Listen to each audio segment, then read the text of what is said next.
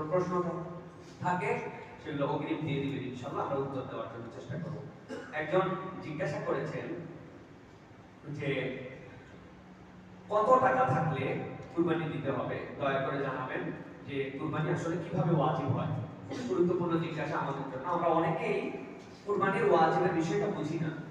যাকাত যেই নিসাবে আপনার জন্য 1 বছর থেকে যাকাত ফরজ হয়, ওই সাহেবের নিসাব যদি আপনি কুরবানির 3 দিনের মধ্যে হন, তাহলে আপনার জন্য কুরবানি করা ওয়াজিব হয়ে যাবে। আরো সহজ করে বলি, আপনার কাছে যদি 52.5 তোলা রূপা অথবা কিছু রূপা, কিছু সোনা, কিছু টাকা, ব্যাংকে কিছু জামানত, কিছু আপনার পার্সিয়ালি, এগুলো সব মিলায়ে অ্যারাউন্ডিং আপনার কাছে যদি 2 লক্ষের কাছাকাছি, 1,85,000 বা কম বেশি এরকম টাকা যদি আপনার কাছে থাকে, সেটা বছরব্যাপী আপনাকে পার হতে হবে না, কিন্তু আপনার আয় আছে, এটা কুরবানির এই 3 দিনে যদি আপনার কাছে মনে হয় যে এই পরিমাণ টাকা বছরের কোনো সময় আপনার কাছে ছিল বা আপনার এখনো আছে, যদিও আপনার হয়তো এটা খরচ হয়ে যাবে, চলে যাবে, এটার জন্য আপনাকে যাকাত দিতে হবে না, কিন্তু এইটুক থাকলে আপনার জন্য কুরবানি করা আল্লাহর জন্য ওয়াজিব অথবা সুন্নাতে মুআক্কাদা আমরা বলি।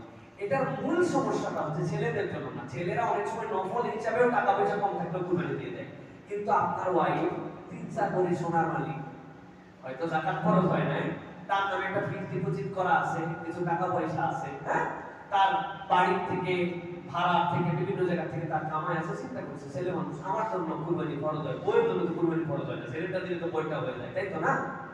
না, অতএব যার এই কামাই আছে তার জন্য কুরবানি আপনাকে দিতে হবে, এটা হচ্ছে সহজ মাসালা। সুতরাং আমরা বলবো সাহেবের নিসাব যদি কুরবানির 3 দিনের সময় যে কুরবানির গোশত 3 ভাগ করা কি জরুরি, সাথে জানতে চাই কুরবানির গোশত কতদিন পর্যন্ত রেখে খাওয়া যায়।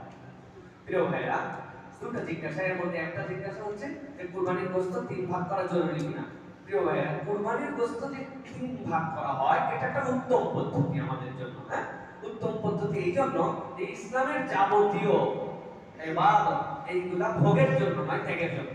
আপনি যা দেখবেন ইসলামে, আপনি ঈদে যাচ্ছেন, আপনার ফিতরা আদায় করে যান। আল্লাহ নবী বলেছেন ফিতরা ঈদের পরে দিন তোমার সাদাকা হবে না, ফিতরাই হবে না। তার মানে কি, ও যেন খুশিতে শরীক হতে পারে, আমি একাই খুশি হব না। কুরবানি আমার ভোগের জন্য নয়, আল্লাহর বলেন একমাত্র জিনিস, সুবহানাল্লাহ, আপনি আল্লাহর জন্য জবে করার পর এটা বাকি আর কোনোটাই থাকে না, দিয়ে দিতে হয় একমাত্র এইটা। আল্লাহ বলেন আমার তুমি মালিক, তুমি খাও, সুবহানাল্লাহ।